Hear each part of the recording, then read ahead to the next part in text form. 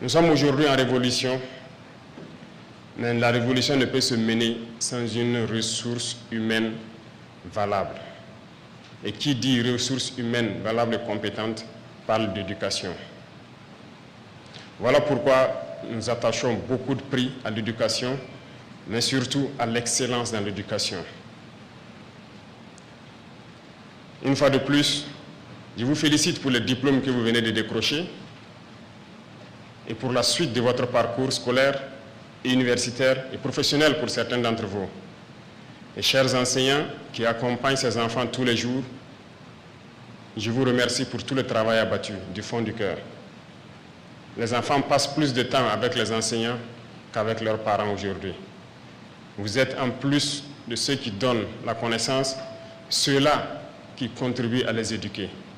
Et je souhaiterais qu'en plus de votre rôle de donner la connaissance, que vous n'attendiez pas que nous imposions ou que nous créions un programme d'instruction civique ou de patriotisme. Vous devrez prendre ces initiatives pour les incorporer désormais dans votre quotidien. Chaque jour, prendre 30 minutes de votre temps ou 1 heure pour enseigner aux enfants l'amour de la patrie, l'amour du prochain, la solidarité, l'intégrité, le patriotisme, bref, toutes les valeurs que nos ancêtres nous ont léguées serait un bon atout pour ces jeunes générations. Nous ne pouvons pas mener la lutte contre l'impérialisme et ses manifestations sans une jeunesse éveillée, consciente des enjeux du moment et qui comprend pourquoi notre terre est menacée et pourquoi nous devons nous battre pour survivre. Nous comptons beaucoup sur vous pour continuer ce combat et continuer donc à enrichir les programmes scolaires pour que ces jeunes qui sont avec vous puissent être les vrais citoyens et les bons citoyens de demain que nous cherchons. Certes, nous avons initié beaucoup de programmes tels que l'immersion patriotique avec les bacheliers cette année, mais c'est un programme qui va s'étendre à tous les lycées jusqu'au primaire, parce que nous voulons que vous puissiez comprendre la situation de votre pays, la situation du monde, et pouvoir vous battre pour libérer votre pays et faire en sorte que le Burkina Faso rayonne et soit un modèle. Nous continuerons à donner tout ce que nous avons à donner pour que l'éducation du Burkina Faso soit donc une étoile et que vous puissiez servir valablement votre nation et vivre en paix. Avoir des diplômes, c'est bien, mais je m'en vais aussi aborder des thèmes qui sont contenus dans le thème de votre journée aujourd'hui, notamment la question d'engagement patriotique et la question de souveraineté, je dirais, puisque l'endogénéité, le développement endogène dont nous parlons, c'est de la souveraineté. Ces deux mots et ces deux termes sont très importants. Commençons par l'engagement patriotique. Aujourd'hui, vous êtes les meilleurs élèves du Burkina Faso. Et je souhaite que vous compreniez que certains d'entre vous auront peut-être des bourses pour aller à l'extérieur continuer les études. D'autres continueront ici. Mais pour votre engagement, pour votre patrie, il faudrait qu'à partir de maintenant, vous n'ayez pas de bourse pour aller servir d'autres pays. Vous devrez revenir servir votre patrie, peu importe la situation. Certes, on pourrait dire hier qu'on ne s'intéressait pas beaucoup à nos élites, mais je crois que par devoir de patriotisme, vous devrez revenir et servir votre pays. Ce n'est pas parce qu'ailleurs on vous propose de meilleurs salaires, de meilleures conditions de vie, que vous devrez abandonner votre patrie. Personne ne viendra changer le Burkina Faso à votre place. Donc, peu importe où vous irez, si vous avez de la connaissance, revenez servir votre pays. Nous réunirons les conditions aussi, pour que les conditions qu'on vous propose ailleurs, pour que vous les ayez ici et pouvoir donner du sien, pour que les membres de vos familles, vos proches, vos compatriotes puissent bénéficier du fruit de votre intelligence. Cela fait partie de l'engagement patriotique. Au-delà de tout ça, vous devez être engagé, fermement engagé à défendre la cause de votre patrie, à être de bons citoyens, à donner l'exemple. Partout où vous irez, que ce soit au Burkina ou ailleurs, vous devrez pouvoir vous identifier parce que vous êtes burkinabé. Et vous devez vous identifier par des valeurs positives. C'est ça aussi l'engagement, donner l'image positive du Burkina Faso à l'extérieur, par votre comportement que tout le monde doit envier. Vous devrez vous engager à défendre votre patrie. Comme je le disais tantôt, il ne s'agit pas juste de prendre les armes, il s'agit de poser des actes. Notre société est habituée aujourd'hui à uniquement tenir compte des diplômes ou des formations lorsqu'on vient embaucher des gens, le CV. Mais nous sommes en train de travailler à changer cela.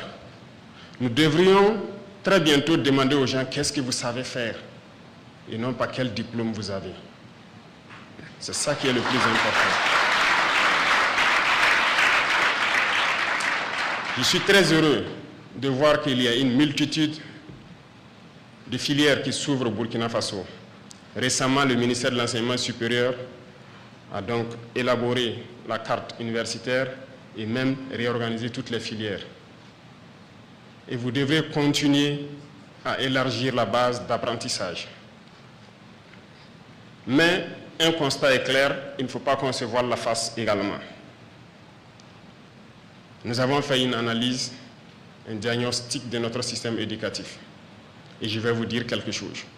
Cette année, j'ai demandé plusieurs statistiques au ministre de l'Enseignement secondaire ici présent. Des statistiques de plusieurs ordres que j'ai pris le soin d'analyser. J'ai compris que si nous voulons nous développer par nous-mêmes, comme votre thème le dit, le développement endogène, il faut que nous puissions créer de la matière. Qu'est-ce que je veux dire par là?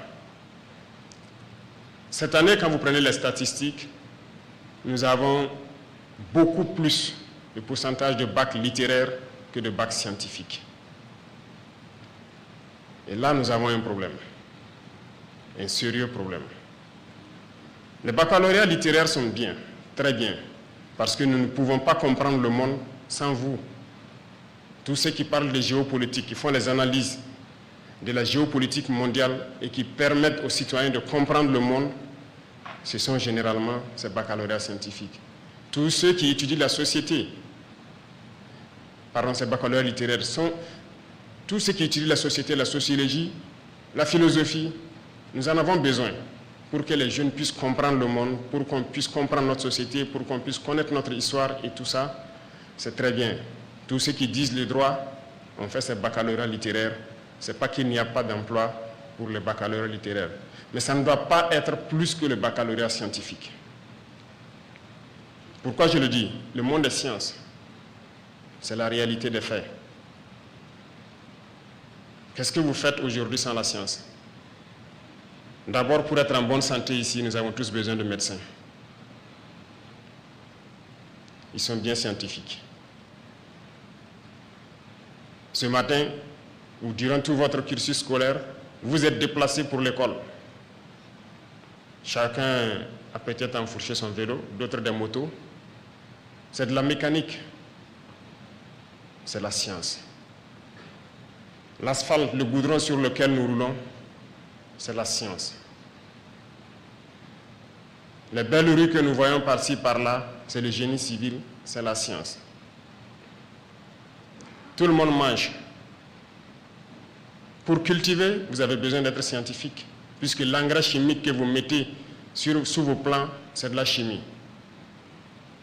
Pour transformer nos matières premières, nous avons besoin de connaître la chimie, la physique et même la mécanique. Nous voulons nous industrialiser, ce sont les machines. Au quotidien, nous vivons donc avec le besoin de mentalité scientifique. Le textile que nous portons aujourd'hui, certes, le façon d'Anfani est en belle promotion, mais beaucoup d'entre vous ont porté des habits importés, tissés ailleurs par des machines fabriquées par des scientifiques. Les chaises sur lesquelles vous êtes assis sûrement sont importées, fabriquées par des gens qui ont développé la science. C'est pour vous dire que nous avons besoin de gens qui produisent. Si nous voulons nous développer, nous ne pouvons pas continuer à être des éternels consommateurs. Alors, comment faire pour que les jeunes s'intéressent à la science? Je me tourne d'abord vers vous, enseignants, qui devraient aussi changer peut-être certaines choses dans la forme d'éduquer les enfants, surtout au primaire, pour qu'ils s'intéressent aux matières scientifiques, telles que les mathématiques en général, les sciences physiques. trouver les méthodes, les moyens pour que chaque élève puisse comprendre et aimer. Il ne faudrait pas qu'à partir du calcul mental, que les élèves commencent à détester les mathématiques. Vous devez trouver la formule pour que chacun aime les sciences. Bien sûr, ça fait rire, mais c'est la réalité. Il y a certains qui ne sont pas bons dans le calcul mental, mais lorsqu'il est posé, il peut faire bien ses mathématiques. Donc, il ne faudrait pas le traumatiser pendant le calcul mental pour qu'il déteste totalement les mathématiques. Et je compte sur vous pour trouver toutes les voies et moyens pour que ces jeunes enfants puissent s'intéresser aux mathématiques. Mais mieux, nous ne pourrons pas changer notre système éducatif sans aller au tout début, notamment l'éducation de la petite enfance.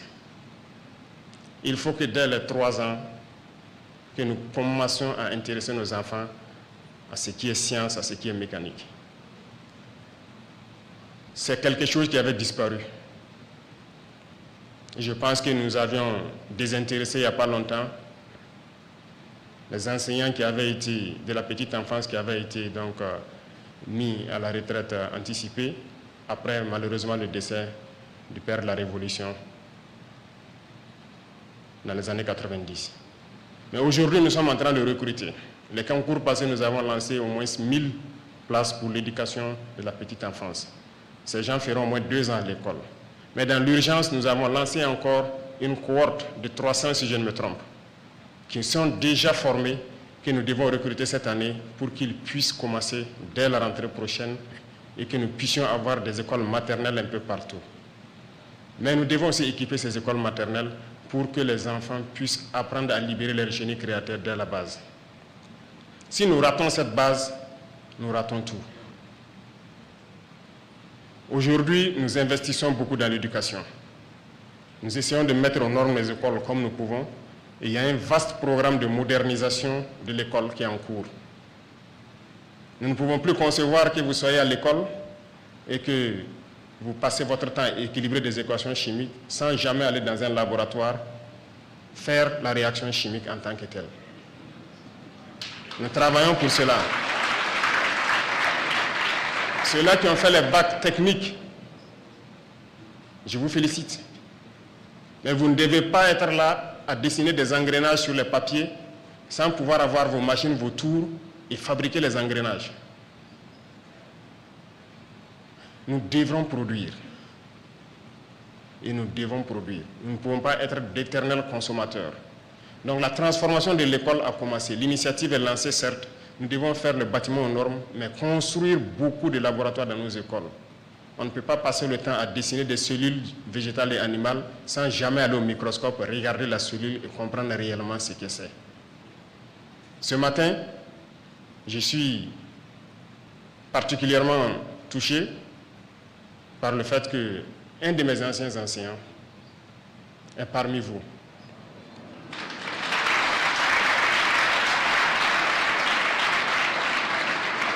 Et il a été élu meilleur enseignant. Je le félicite, M. Zaleh Adama.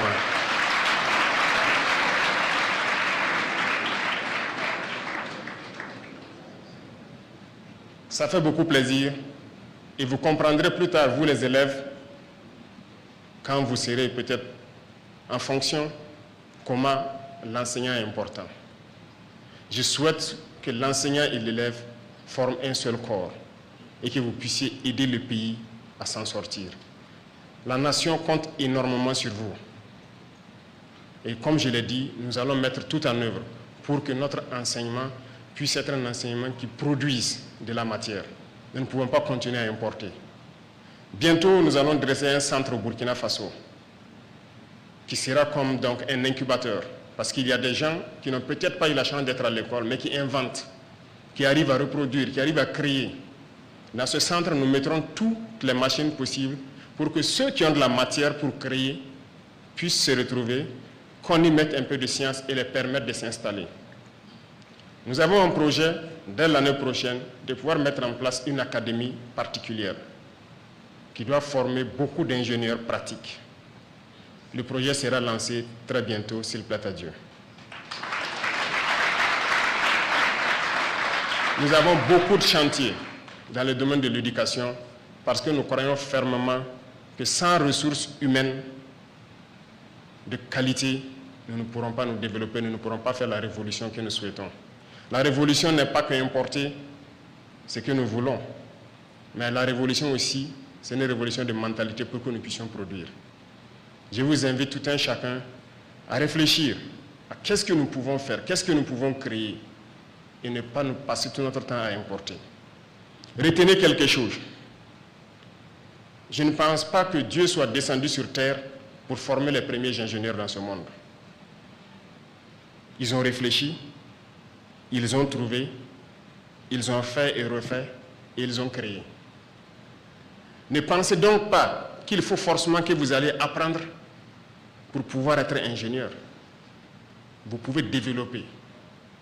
Et vous êtes assez intelligent pour le faire. N'écoutez pas je dirais, ceux qui ne sont pas convaincus. Des gens vous diront peut-être, ce n'est pas le niveau du Burkina Faso de faire ça, on n'est pas encore à cette étape. Écoutez, contentons-nous de faire juste le minimum et ne pas penser très loin. Il y a des individus qui vous décourageront comme ça. Non. L'école a été créée par qui? C'est ceux-là qui ont réfléchi, qui ont créé des choses, qui ont décidé d'apprendre ça aux autres. Et petit à petit, l'école a été créée. Est-ce que vous voulez me dire qu'on est incapable de créer quelque chose, nous? Vous êtes incapable de créer? Donc, désormais, en plus de l'école, il faudrait réfléchir, qu'est-ce qu'on peut faire? Et comme je vous ai dit, le centre sera mis en œuvre. Et vous tous qui êtes là, êtes susceptibles de passer là-bas, montrer ce que vous savez faire et on va vous accompagner à vous installer. Parce que tout ce que nous importons, nous ne pouvons pas continuer de le faire. Je disais au ministre que très bientôt, je vais peut-être interdire l'entrée des vélos au Burkina Faso. Si nous ne pouvons pas fabriquer des vélos, il faut reprendre nos ânes et nos chevaux au marché. Vous êtes d'accord avec moi que c'est inconcevable que les choses basiques nous importons. Les simples boutons de vos chemises, je ne pense pas qu'on les fabrique ici. Vous trouvez ça normal? Pourtant, nous avons de la matière grise, nous avons de la substance. On a passé aussi le temps à voler nos cerveaux. Comme je le disais, l'engagement patriotique vous impose de revenir servir votre nation.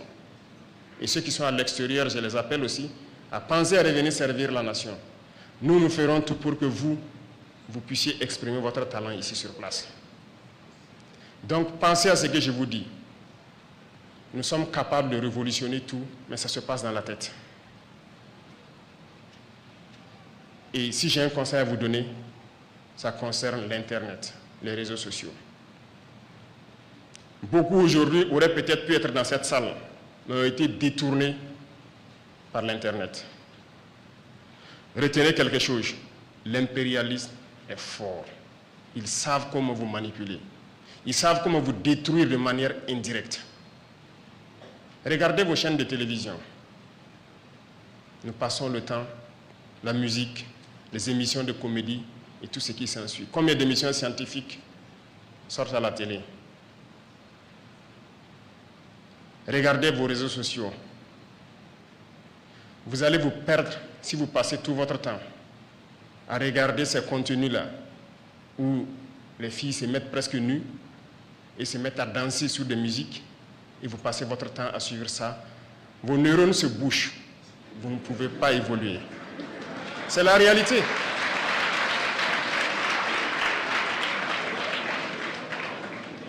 Le plaisir est une chose, la connaissance est une autre chose.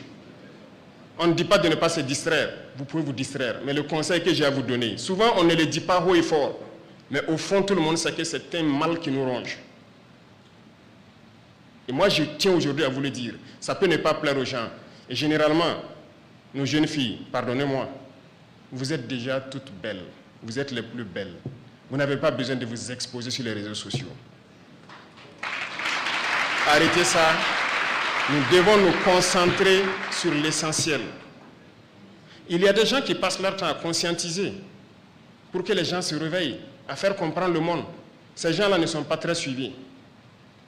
Il y a des gens qui passent leur temps à montrer tout ce qui est scientifique sur les réseaux sociaux. Ces gens ne sont pas très suivis. Regardez, certains artisans, je ne sais pas, dans le Pakistan ou je ne sais quoi, montrent à travers les réseaux sociaux comment fabriquer des objets élémentaires. Mais ça ne nous intéresse pas. C'est ceux-là qui créent les contenus avec des filles qui se montrent nues sur les réseaux sociaux. C'est ça qui nous intéresse. Jeunesse, il faut faire attention. Si vous vous intéressez à ces choses, vos neurones se bouchent, vous ne pourrez plus réfléchir. Et c'est dangereux pour vous. Nous n'avons pas besoin de ça.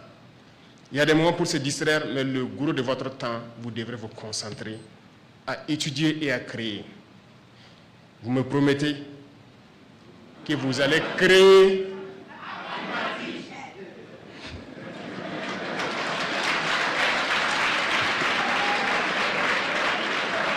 D'accord, vous avez répondu plus vite que ma phrase n'est finie. Merci alors, et je crois qu'on se comprend. Il y a des choses que peut-être les gens diront que ce sont des sujets à ne pas aborder, mais je vous ai dit, je ne suis pas un chef d'État comme les autres. Si quelqu'un pense que c'est un sujet,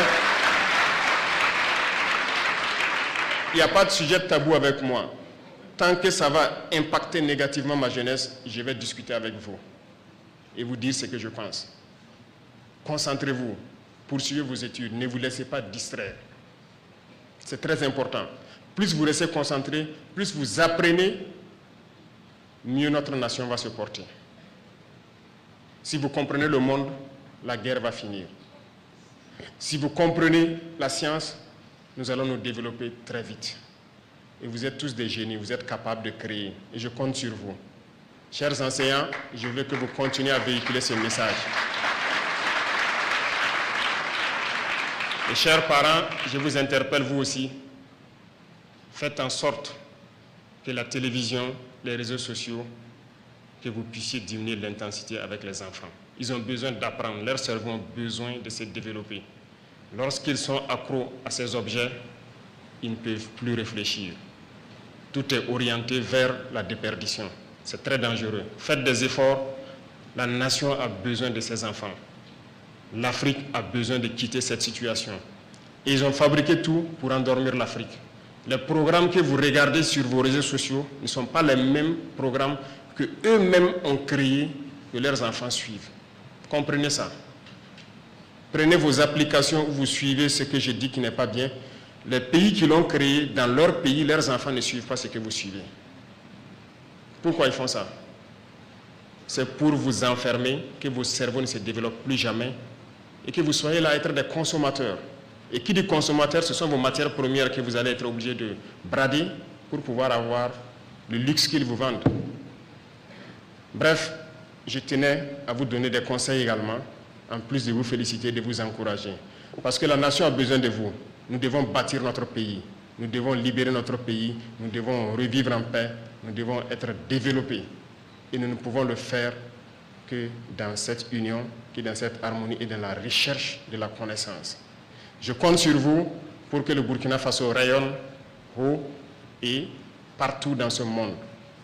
Que vous portez haut le drapeau du Burkina Faso et que notre pays puisse être un exemple, que toute l'Afrique puisse s'unir un jour et que nous puissions vaincre tous ces fléaux qui détruisent l'Afrique. Merci beaucoup à vous. Je vous souhaite très bonne chance. Que Dieu vous accompagne dans votre cursus scolaire suivant, universitaire et dans les professions que certains auront choisies. Que Dieu continue de protéger et accompagner nos vaillants enseignants qui se battent jour et nuit sur tous les terrains pour donner la connaissance aux enfants. Je vous tire mon chapeau. Vous êtes des combattants de cette patrie. Continuez votre travail noble et continuez à encadrer. Merci beaucoup à tous et je vous souhaite une très belle cérémonie, une très belle journée. Profitez donc de votre temps pour savourer quelques sites touristiques à Ouagadougou qui pourront donc vous être aussi utiles et éducatifs. La patrie ou la mort. Merci beaucoup.